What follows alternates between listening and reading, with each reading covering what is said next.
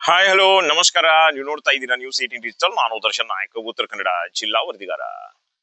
ವೀಕ್ಷಕರೇ, ಉತ್ತರ ಕನ್ನಡ ಜಿಲ್ಲೆಯ ಸಿದ್ದಾಪುರದ ಅವರ್ಗುಪ್ಪ ಎನ್ನುವಂತಹ ಒಂದು ಊರಿನಲ್ಲಿ ಫೆಬ್ರವರಿ 3ರಂದು ಇಲ್ಲಿನ ವಸಂತ್ ನಾಯ್ಕ್ ಎನ್ನುವನ ಒಂದು ಕೊಲೆಯಾಗುತ್ತೆ. ಈ ಕೊಲೆಯಲ್ಲಿ ಮುಖ್ಯ ಆರೋಪಿಯಾಗಿದ್ದವರು ಜ್ಯೋತಿಷಿ ಅಂತ ಹೇಳ್ಕೊಂಡಿರುವಂತ ಆ ಕಮಲಾಕರ್ ಭಟ್ ಎನ್ನುವಂಥವ್ರು. ಅದ್ರ ಜೊತೆಗೆ ಮುಖ್ಯ ಆರೋಪಿಯಾಗಿರುವಂತವಳು ಕೊಲೆಯಾದಂತ ವಸಂತ್ ನಾಯ್ಕ್ ಅವರ ತಮ್ಮನ ಹೆಂಡತಿಯಾಗಿರ್ತಕ್ಕಂತ ಸುಚಿತ್ರಾ ನಾಯ್ಕ್ ಎನ್ನುವಂತವರು. ಈ ಕೊಲೆ ವಿಚಾರ ಈಗ 6 ತಿಂಗಳ ಬಳಿಕ ಈಗ ಯಾಕೆ ಮುನ್ನೆಲೆಗೆ ಬಂದಿದೆ ಎನ್ನುವಂತ ಬಗ್ಗೆ ಈಗ ವಿಸ್ತಾರವಾದಂತಹ ಒಂದು ಮಾಹಿತಿಯನ್ನು ನಾವು ನಿಮ್ಗೆ ಕೊಡ್ತಾ ಹೋಗ್ತೀವಿ, ಕೇಳಿ. ಕೊಲೆ ಆರೋಪದಲ್ಲಿ ಒಟ್ಟು 8 ಜನರನ್ನ ಪೊಲೀಸರು ಬಂಧಿಸಿದ್ರು. ಅದರಲ್ಲಿ ಆ ಮುಖ್ಯ ಅಂದ್ರೆ ಖ್ಯಾತ ಜ್ಯೋತಿಷಿ ಅಂತ ಹೇಳ್ಕೊಂಡಿರತಕ್ಕಂತ ಕಮಲಾಕರ್ ಭಟ್ ಕೂಡ ಓರ್ವರಾಗಿರ್ತಾರೆ.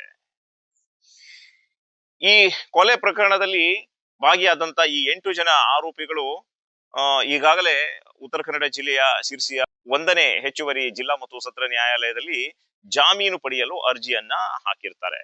ಆದ್ರೆ ಇವತ್ತು ಜಾಮೀನು ಅರ್ಜಿ ತಿರಸ್ಕಾರ ಆಗಿರುವಂತದ್ದು ಕೊಲೆ ಆರೋಪಿಗಳಿಗೆ ಭಾರಿ ಹಿನ್ನಡೆಯಾಗಿದೆ. ಫೆಬ್ರವರಿ 3ನೇ ತಾರೀಕಿನಂದು ಈ ಕೊಲೆ ನಡೆಯುತ್ತೆ.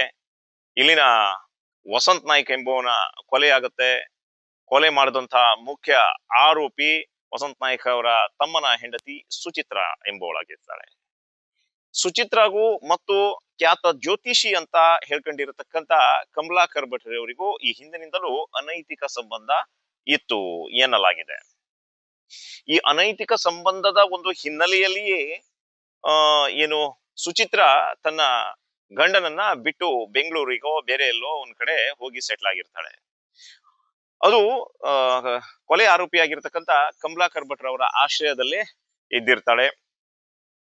ಫೆಬ್ರವರಿ 3ನೇ ತಾರೀಕು 2026ರಂದು ಏನೋ ಒಂದು ದೊಡ್ಡ ಘಟನೆ ನಡೆದೋಗತ್ತೆ. ಈ ಘಟನೆಯಲ್ಲಿ ಅಮಾಯಕರಾಗಿರ್ತಕ್ಕಂತ ವಸಂತ್ ನಾಯ್ಕರ ಒಂದು ಕೊಲೆ ಆಗಿರುತ್ತೆ. ಈ ಕೊಲೆ ಸುಪಾರಿ ಕೊಲೆ ಆಗಿರುತ್ತೆ. ಖುದ್ದಾಗಿ ವಸಂತ್ ನಾಯ್ಕ ಅವರ ತಮ್ಮನ ಹೆಂಡತಿ ಸುಚಿತ್ರಾಳೆ ಈ ಜಾಗಕ್ಕೆ ಬಂದು ಕೊಲೆ ಮಾಡಿಸಿರುವಂತದ್ದು. ಇನ್ನೊಂದು ವಿಚಾರ ಏನಪ್ಪಾ ಅಂದ್ರೆ, ಈಗ ಸಿರ್ಸಿಯ ಜಿಲ್ಲಾ ಮತ್ತು ಸತ್ರ ನ್ಯಾಯಾಲಯ 1ನೇ ಹೆಚ್ಚುವರಿ ಜಿಲ್ಲಾ ಮತ್ತು ಸತ್ರ ನ್ಯಾಯಾಲಯದಲ್ಲಿ ಈಗ ಜಾಮೀನು ಅರ್ಜಿ ತಿರಸ್ಕಾರ ಆಗಿರುವಂತದ್ದು. ಸರ್ಕಾರಿ ಅಭಿಯೋಜಕರಾಗಿರತಕ್ಕಂತ ಮಳಗೀಕರ್ ಅವರು ಈ ವಾದವನ್ನ ಮಂಡಿಸಿದ್ರು.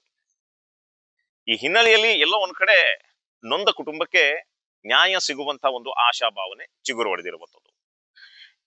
ಈ ಹಿಂದೆ ನ್ಯೂಸ್ 18 ಕನ್ನಡ ಸಿದ್ದಾಪುರದಲ್ಲಿ ಇರುವಂತ ಮೃತ ವಸಂತ್ ನಾಯ್ಕರ್ ಅವರ ಕುಟುಂಬ ಹೋಗಿ ಮಾತನಾಡಿಸಿತ್ತು. ಅಲ್ಲಿ ಹೋಗಿ ಖುದ್ದಾಗಿ ವರದಿಯನ್ನ ಮಾಡಿದ್ವಿ ನಾವು. ಆ ಸಂದರ್ಭದಲ್ಲಿ ನೊಂದ ಕುಟುಂಬದವರು, ಅದೇ ರೀತಿ ಕೊಲೆಯಾದಂತ ವಸಂತ್ ನಾಯ್ಕ್ ಅವರ ಪತ್ನಿ ನ್ಯೂಸ್ 18ಗೆ ಒಂದು ಮಾಹಿತಿಯನ್ನ ಕೊಟ್ಟಿದ್ರು. ಏನಪ್ಪಾ ಅಂದ್ರೆ, ಯಾವುದೇ ಕಾರಣಕ್ಕೂ ಕೊಲೆ ಆರೋಪಿಗಳಿಗೆ ಸುಚಿತ್ರ ಆಗಿರ್ಬೋದು, ಅದೇ ರೀತಿ ಕಮಲಾಕರ್ ಭಟ್ ಆಗಿರ್ಬೋದು, ಹಾಗೆ ಇನ್ನುಳಿದಂತ 6 ಜನ ಆರೋಪಿಗಳಿಗೆ ಯಾವುದೇ ಕಾರಣಕ್ಕೂ ಜಾಮೀನು ಸಿಗಬಾರದು. ಅವರು ಜೈಲಿನಲ್ಲೇ ಕೊಳೆಯುವಂತಾಗ್ಬೇಕು. ಆವಾಗ ಮಾತ್ರ ನಮ್ಗೆ ನ್ಯಾಯ ಸಿಕ್ಕಂತಾಗತ್ತೆ, ಕೊಲೆಗೆ ಒಂದು ನ್ಯಾಯ ಸಿಕ್ಕಂತಾಗತ್ತೆ, ನಮ್ಮ ನೊಂದ ಕುಟುಂಬಕ್ಕೆ ಒಂದು ನ್ಯಾಯ ಸಿಕ್ಕಂತಾಗತ್ತೆ ಎನ್ನುವಂತ ಬಗ್ಗೆ ಆಗ್ರಹವನ್ನ ಮಾಡಿದ್ರು. ಈಗಲೂ ಕೂಡ ಅದೇ ಆಗ್ರಹವನ್ನ ಮಾಡ್ತಾ ಇದ್ದಾರೆ. ಏನಪ್ಪಾ ಅಂದ್ರೆ, ಯಾವುದೇ ಕಾರಣಕ್ಕೂ ಕೊಲೆ ಆರೋಪಿಗಳಿಗೆ ಜಾಮೀನು ಸಿಗಬಾರದು ಎನ್ನುವಂತ ಬಗ್ಗೆ. ಫೆಬ್ರವರಿ 3ರಂದು ನಡೆದ ಕೊಲೆ ಇಡೀ ರಾಜ್ಯವನ್ನ ಬೆಚ್ಚಿ ಬೀಳಿಸಿತ್ತು. ಏನಪ್ಪಾ ಅಂದ್ರೆ, ಕೇವಲ ಉತ್ತರ ಕನ್ನಡ ಜಿಲ್ಲೆ ಅಷ್ಟೇ ಅಲ್ಲದೆ ರಾಜ್ಯಾದ್ಯಂತ ಇದು ಸದ್ದು ಮಾಡಿತ್ತು. ಯಾಕಪ್ಪ ಅಂದ್ರೆ, ಈ ಕೊಲೆಯಲ್ಲಿ ಖ್ಯಾತ ಜ್ಯೋತಿಷಿ ಅಂತ ಹೇಳ್ಕೊಂಡಿರತಕ್ಕಂತ ಕಮಲಾಕರ್ ಭಟ್ ರವರ ನೇರವಾದಂತ ಒಂದು ಭಾಗಿ ಇತ್ತು ಎನ್ನುವಂತ ಬಗ್ಗೆ. ಈ ಕೊಲೆಗೆ ಮುಖ್ಯ ಕಾರಣವನ್ನ ಹುಡುಕಿ ಕೆದಕಿ ತೆಗೆದಂತ ಪೊಲೀಸರು ಇದೊಂದು ಅನೈತಿಕ ಸಂಬಂಧದ ಹಿನ್ನೆಲೆಯಲ್ಲಿ ಈ ಕೊಲೆ ನಡೆದಿದೆ ಎನ್ನುವಂತ ಬಗ್ಗೆ ಹೇಳಲಾಗಿತ್ತು.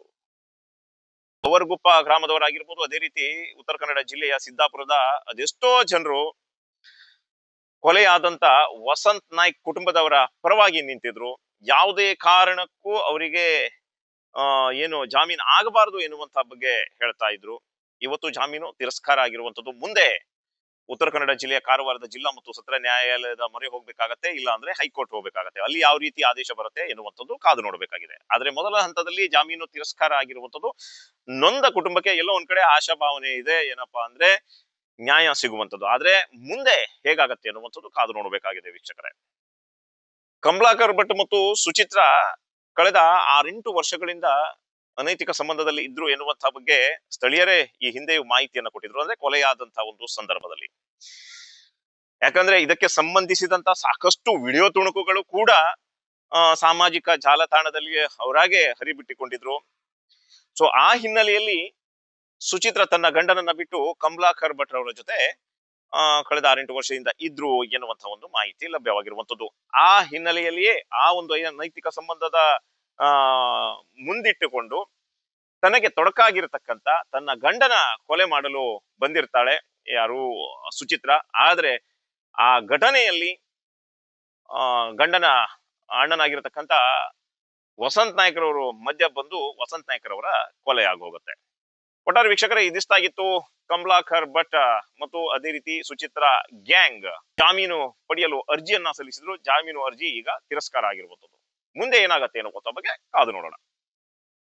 ಇನ್ನಷ್ಟು ಮಾಹಿತಿಯೊಂದಿಗೆ ಮತ್ತೆ ನಾವು ನಿಮ್ಗೆ ಸಿಗ್ತಾ ಇರ್ತೀವಿ. ಅಲ್ಲಿ ತನಕ ನೋಡ್ತಾ ಇರಿ ನ್ಯೂಸ್ 18. ನಿರ್ಭೀತ, ನಿಷ್ಪಕ್ಷಪಾತ, ವಿಶ್ವಾಸಾರ್ಹ ಸುದ್ದಿಗಳಿಗೆ ಮತ್ತೊಂದು ಹೆಸರಾಗಿರೋ ನ್ಯೂಸ್ 18 ಕನ್ನಡ ಈಗ ಆಪ್ನಲ್ಲೂ ಲಭ್ಯ ಇದೆ. ದಯವಿಟ್ಟು ಇಲ್ಲಿರೋ QR ಕೋಡ್ ಅನ್ನ ಸ್ಕ್ಯಾನ್ ಮಾಡಿಕೊಂಡು ಆಪ್ ಡೌನ್ಲೋಡ್ ಮಾಡೋದಕ್ಕೆ ಮರಿಬೇಡಿ. ನಿಮ್ಮ ಬೆಂಬಲ ಹೀಗೆ ಸದಾ ನಮ್ಮೊಂದಿಗಿರಲಿ. ಧನ್ಯವಾದ.